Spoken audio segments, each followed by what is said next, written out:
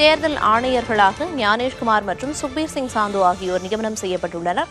இதுகுறித்த கூடுதல் விவரங்களை வழங்குவதற்காக மூத்த செய்தியாளர் கணபதி இணைப்பில் இருக்கிறார். கணபதி, கூடுதல் விவரம் என்ன? விரைவிலேயே மக்களவை தேர்தல் அறிவிக்கப்படும் என்பதால் இந்த நியமனங்கள் மிகவும் முக்கியத்துவம் வாய்ந்தவையாக கருதப்படுகின்றன. இன்று பகலில்தான் பிரதமர் நரேந்திர மோடி தலைமையிலே நடந்த தேர்வு குழு கூட்டத்திலே ஞானேஷ்குமார் மற்றும் சுக்பீர் சிங் சாந்து இருவரையும் தேர்தல் ஆணையர்களாக நியமிக்கலாம் என முடிவு செய்யப்பட்டது. உள்துறை அமைச்சர் அமித்ஷா மற்றும் காங்கிரஸ் கட்சியின் மக்களவை குழு தலைவரான அதீர் ரஞ்சன் சௌத்ரி ஆகியோர் அந்த ஆலோசனை கூட்டத்திலே கலந்து கொண்டனர்.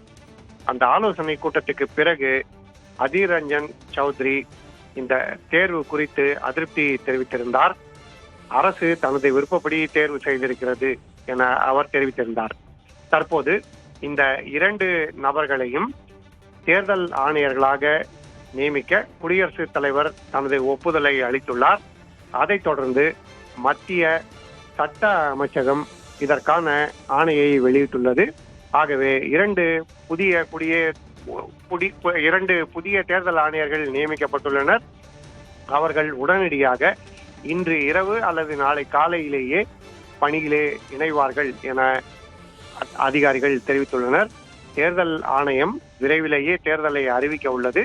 ஆகவே இந்நிலையில் காலியாக இருந்த இரண்டு தேர்தல் ஆணையர் இடங்கள் நிரப்பப்பட்டிருக்கின்றன. இரண்டு தேர்தல் ஆணையர்களும் உடனடியாக பணியில் இணைந்து அதன் பிறகு தலைமை தேர்தல் ஆணையர் ராஜீவ்குமார் தேர்தல் அறிவிப்பதற்கான இறுதி கூட்டத்தை நடத்தி அறிவிப்புகளை வெளியிடுவார் என எதிர்பார்க்கப்படுகிறது. அடுத்ததாக விரைவிலேயே மக்களவை தேர்தல் தேதிகள் அறிவிக்கப்படும். நிச்சயமா கணபதி, தேர்தல் ஆணையர்களாக ஞானேஷ்குமார் மற்றும் சுக்பீர் சிங் சாந்து ஆகியோர் நியமனம் செய்யப்பட்டுள்ளனர். அதற்கான அதிகாரப்பூர்வ அறிவிப்பு வெளியாகி இருக்கிறது. தேர்தல் ஆணையர்களாக ஞானேஷ்குமார் மற்றும் சுக்பீர் சிங் சாந்து ஆகியோர் நியமனம் செய்யப்பட்டுள்ளனர்.